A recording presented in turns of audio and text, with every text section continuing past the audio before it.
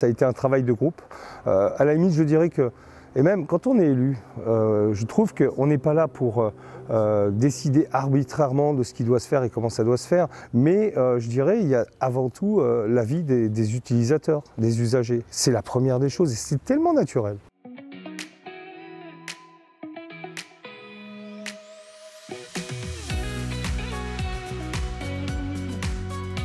Il y avait quand même toute une remise en question sur justement la consommation énergétique de nos bâtiments communaux et on a déterminé quelle était l'école la plus énergivore. Et donc c'est comme cela que notre choix s'est porté sur celle-ci, à rénover en urgence. À cela, c'est rajouté dans le cadre de projet la volonté de faire une désimperméabilisation de la cour. Donc on oublie le béton, on oublie les espaces de jeu dédiés essentiellement au ballon.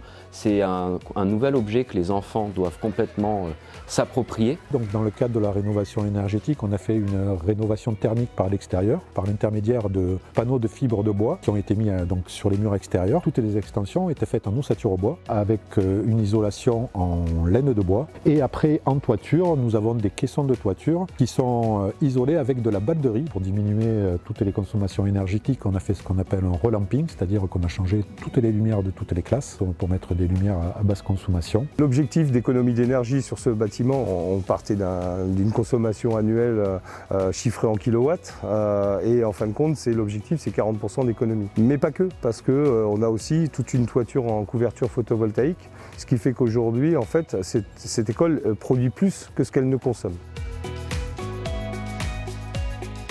C'est là où on peut s'apercevoir que nous, collectivités, il faut vraiment maintenant qu'on se spécialise en ingénierie financière. Aujourd'hui, si on veut arriver à faire un maximum de projets dans nos mandats, il faut les financer au maximum, ce qui nous permet, en fin de compte, de ne pas se limiter à un seul projet dans le mandat, par exemple, mais d'en faire d'autres.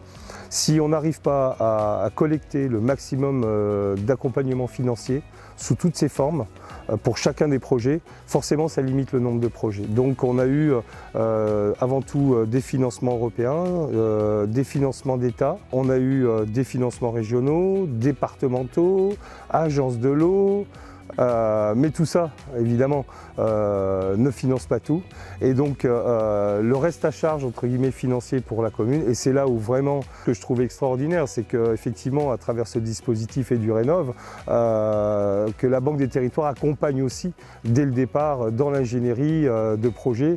Et ça, c'est vraiment une grande aide, parce que tout le monde n'a pas forcément la chance, comme nous dans le Gard, d'avoir un CAUE, d'avoir une ESPL aussi avec des techniciens super pointus, etc. Donc c'est vraiment important et c'est vraiment très bien.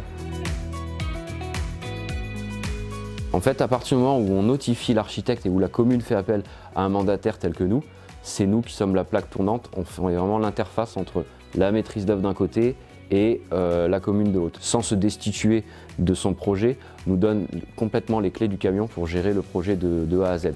Je dirais que j'ai eu beaucoup de chance d'avoir d'abord la SPL 30 qui a fait un suivi de chantier vraiment très sérieux, un architecte aussi, ainsi qu'un conducteur de travaux qui ont vraiment surveillé le chantier. C'est la base. La base, c'est vraiment d'avoir quelqu'un qui est quasiment tous les jours et du matin au soir. Parce que l'erreur est vite faite, elle est vite masquée et on découvre le problème 6 mois après, voire plus.